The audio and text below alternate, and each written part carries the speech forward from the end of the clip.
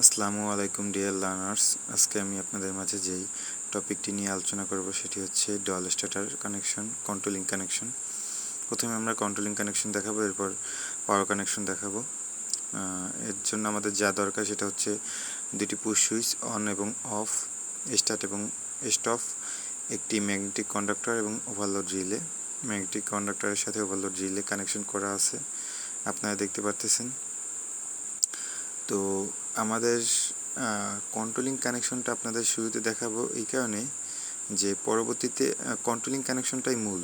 আপনার পাওয়ার কানেকশন একদম সিম্পল, পাওয়ার কানেকশনে তেমন কোনো ঝামেলা নেই। কন্ট্রোলিং কানেকশনটাই পারলে আপনি পাওয়ার কানেকশনটা পারবেন একদম ইজি।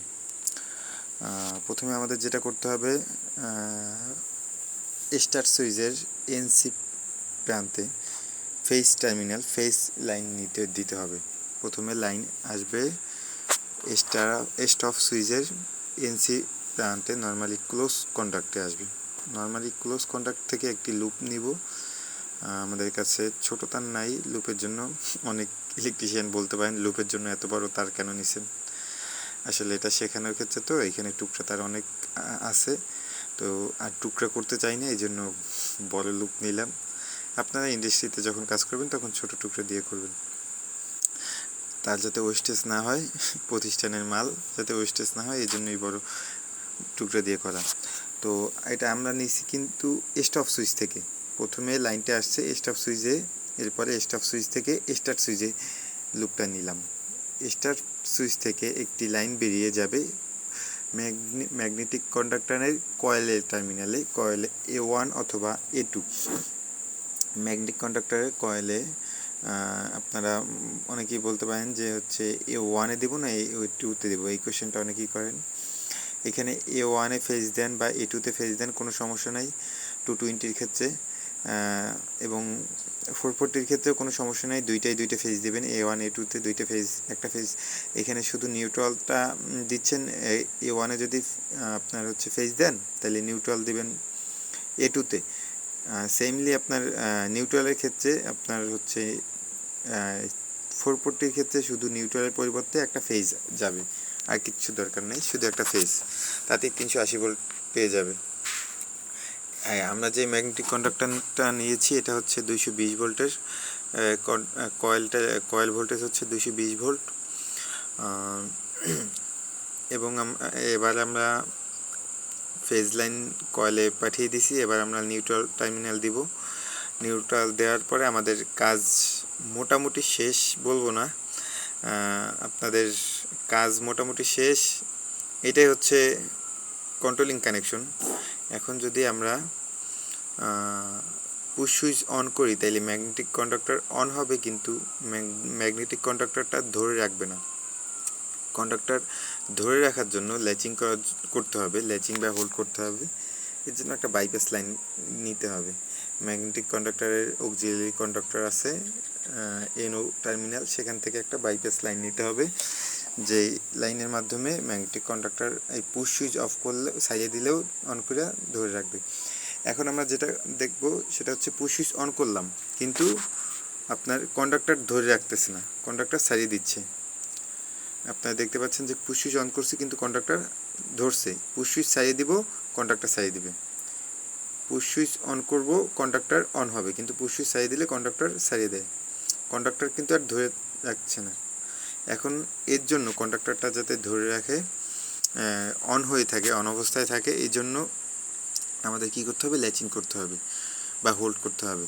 তো হোল্ড করার জন্য আমাদের পুশ সুইচের অন সুইচ থেকে যেভাবে কয়েলে আসছে সেভাবে on switch NO, normally open switch আপনার হচ্ছে ম্যাগনেটিক কন্ডাক্টরের অক্সিলারি কন্ডাক্টর হচ্ছে যেটা হচ্ছে আপনার নর্মালি ওপেন কন্ডাক্টর, সেই ওপেন কন্ডাক্ট থেকে পুশ সুইচের অন এবং অফ সুইচের মাঝামাঝি স্থানে, মাঝামাঝি টার্মিনালে একটা লাইন নিতে হবে। আমাদের প্রথমে আমরা NOটা দেখতে হবে, টেস্ট করতে হবে যে কোনটা NO। উপরেরটা জ্বলছে লাইট মানে হচ্ছে উপরেরটা নর্মালি ক্লোজ, কন্ডাক্টরের নর্মালি ক্লোজ হচ্ছে উপরেরটা, নিচেরটা নর্মালি ওপেন, নিচেরটা শর্ট না। এখন আমরা নর্মালি ওপেনে দেব, লাইন কয়েল থেকে নর্মালি ওপেনে আসছে, ওপেন থেকে একটা লাইন বের করব, লাইনটা বের করে এইটাই হচ্ছে বাইপাস লাইন, যেটার কথা আগে বলেছিলাম। এনও থেকে বেরিয়ে আমাদের যে লাইনটা যাবে সেটা হচ্ছে পুশ সুইচ অন এবং অফ সুইচের যে কোনো এক টার্মিনালে, অন সুইচেও দিতে পারি, অফ সুইচেও দিতে পারি, যেটাই দিই হবে। এই যে আপনারা দেখতে পাচ্ছেন পুশ সুইচের ক্লোজ কন্ট্যাক্ট থেকে বেরিয়ে যে টার্মিনাল দুইটা গেছে, যে টার্মিনালটা গেছে সেটাই দিতে পারেন, আবার ক্লোজ কন্ট্যাক্টে আউটসাইডেও দিতে পারেন, আবার নর্মালি ওপেন কন্ট্যাক্টের ইনসাইডে দিতে পারেন।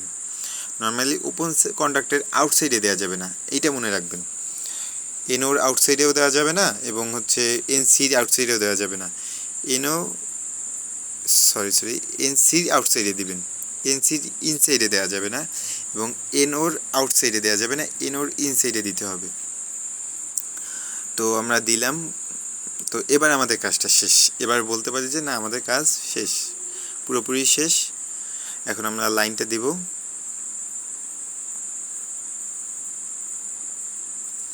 লাইন দিলাম।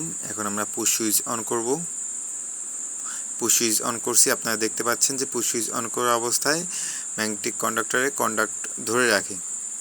এই যে কন্ডাক্টরটি অন হয়েছে, এবার পুশ সুইচ অফ করলে অফ হবে। পুশ সুইচ অফ করলাম, কন্ডাক্টর অফ হয়েছে, পুশ সুইচ অন করলাম, conductor on. Push switch on করলাম, দেখতে পারতেছেন কন্ডাক্টরটি অন হয়ে ধরে রাখছে। এখন পুশ সুইচ অফ করব, কন্ডাক্টর অফ। তো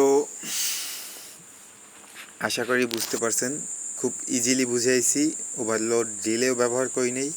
যদি আপনারা চান ওভারলোড রিলে কীভাবে ব্যবহার করতে হবে, সেক্ষেত্রে আপনাদের শুধু এই যে প্লাগ থেকে যে লাইনটা আসছে